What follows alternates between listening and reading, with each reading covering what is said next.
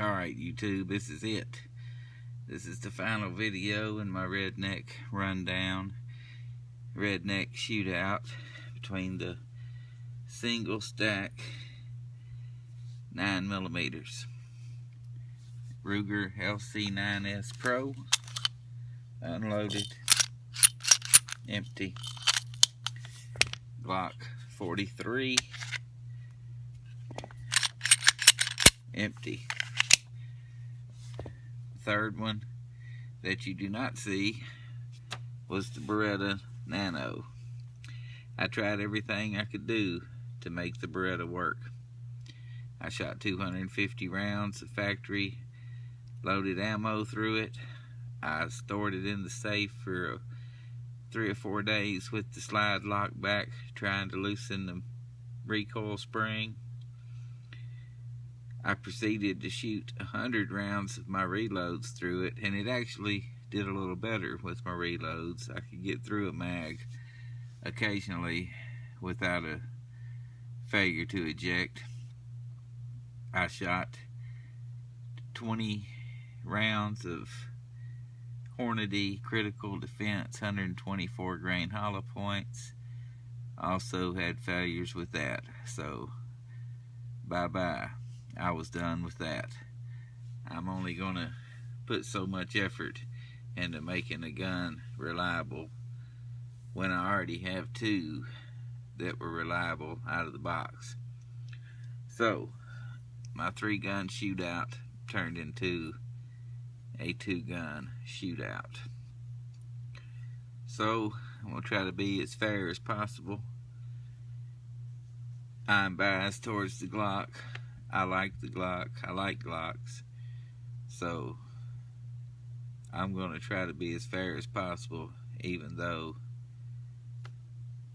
I'm biased towards these Glocks. So, the main purpose of a weapon like this is concealability. Now, that's going to involve size and weight. Size-wise, they're so close, it's not even funny. So I'm going to rate them equal. Weight-wise, the Glock 43 with 7 rounds, 6 in the mag, 1 in the chamber, weighs 21.2 ounces.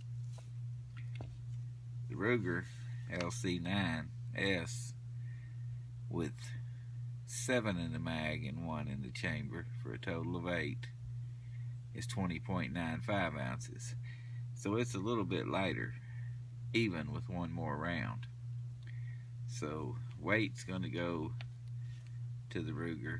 So concealability goes to the Ruger slightly. Reliability, they both have functioned flawlessly. They both have well over 500 rounds. I have no complaints with either one, so I'm going to call that a draw. Another important factor in a gun like this would be price. Now, the Glock ships with 2 mags. The Ruger with 1. So, counting the Ruger and buying an extra mag to give you 2 mags, it is still $50 to $75 cheaper than the Glock. So price goes to the Ruger. Sticking with the Dr. Pepper 10.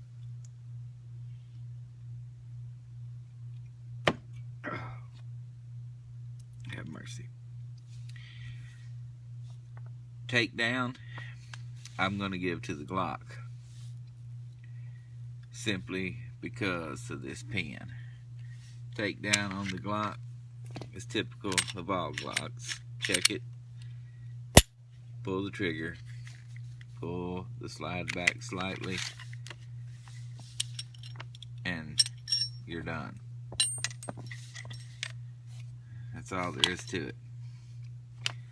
That took 5 seconds. The Ruger, same procedure. Pull the trigger, you have to pop down this little door, if you will. Then you're going to have to line up the pin with a notch in the slide, and you're going to have to find something to push it out with. And it's not hard to push out, but you're still going to have to push it out. Then the slide will come off, and it's the same as the Glock from there on in. But this little deal right here, this little pin, if you're taking this apart in the field and you lose that, you're done. So takedown goes to the Glock. There's no parts to lose in the Glock. Now, the reassembly, just as easy on the Glock. On the Ruger, it's pretty much the same. The Ruger does have a steel guide rod. That means a lot to some people. Now, to put back together, you line up your slot, you drop your pin in. There's, like I said, there's no real resistance on it. You close your door and you're done. No big chore, but still, there's a part there you can lose, and there's a part that requires a tool of some sort to push that out. So, takedown goes to the Glock. Trigger on this Ruger, right out of the box, just under 4 pounds. Now the reset on the Ruger, it's out there a little further and not as pronounced as the Glock. But the Glock out of the box was over 6 pounds. I put the Ghost Edge connector in it, brought it down to around 5. Now, reset is more pronounced and a lot shorter on the Glock. But with everything said and done, the trigger goes to the Ruger. So if you're keeping up at home, we're still pretty close to being even. Fit and finish, I'm going with the Glock. The finish they use on their slide is tough.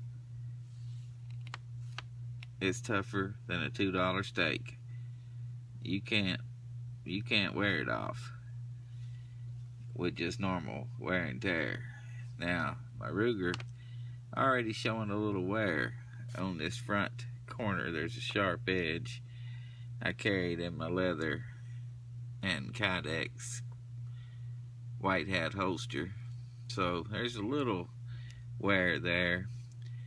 That gives it a little character according to some people. No big huge deal, but I would say the finish is probably tougher on this Glock.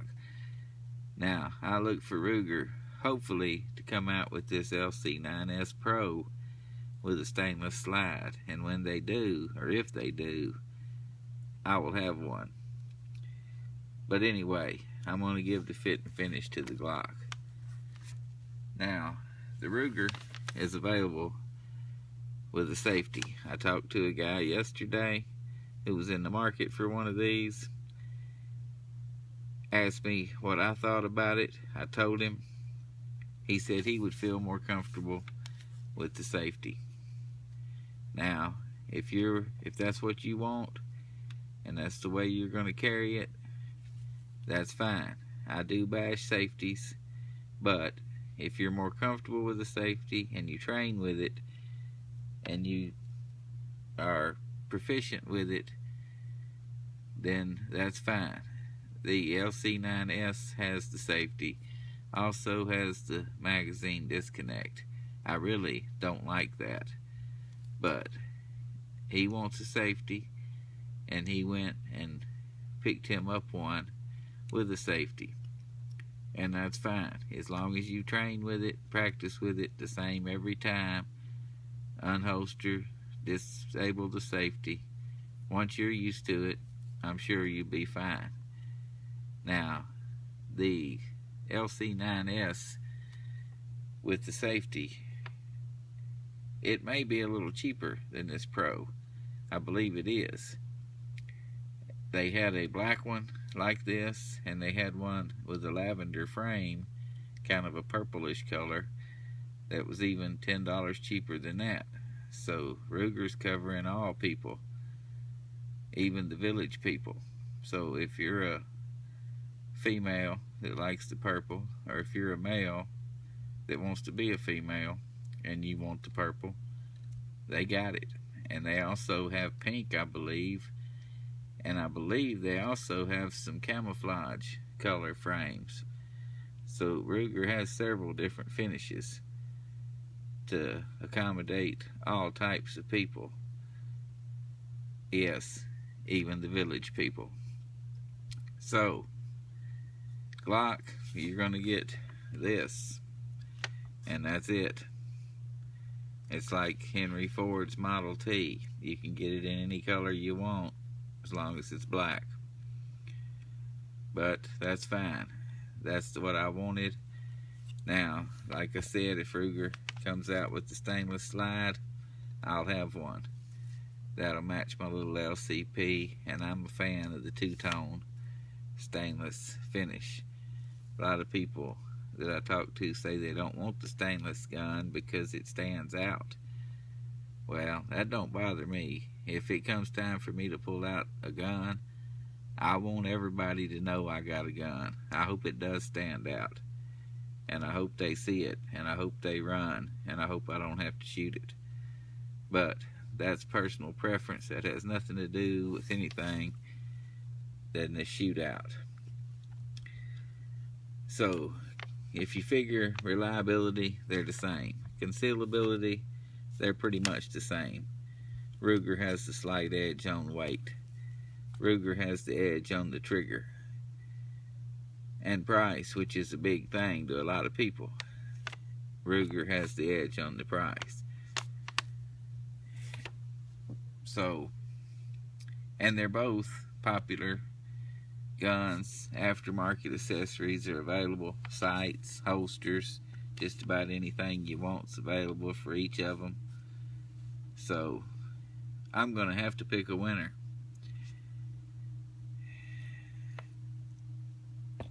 I'm gonna have to go with the Ruger.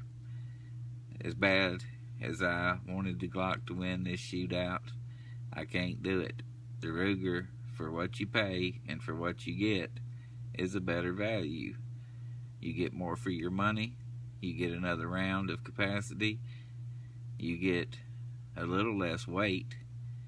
You get just as strong of an aftermarket as far as holsters and sights go. You get more options on the colors and the finishes if you want to go with the standard S and not the Pro. So there it is. The Ruger lc9s Pro. It's going to have to take the win on my little redneck shootout, and there's no way I could go any other way. If you put everything down side by side, the Ruger is the most bang for the buck, so to speak. So there you go. That's all I got. Either way, either one you pick, you got a winner. So there you go. For what it's worth, that's what I got to say about it. Thanks for watching.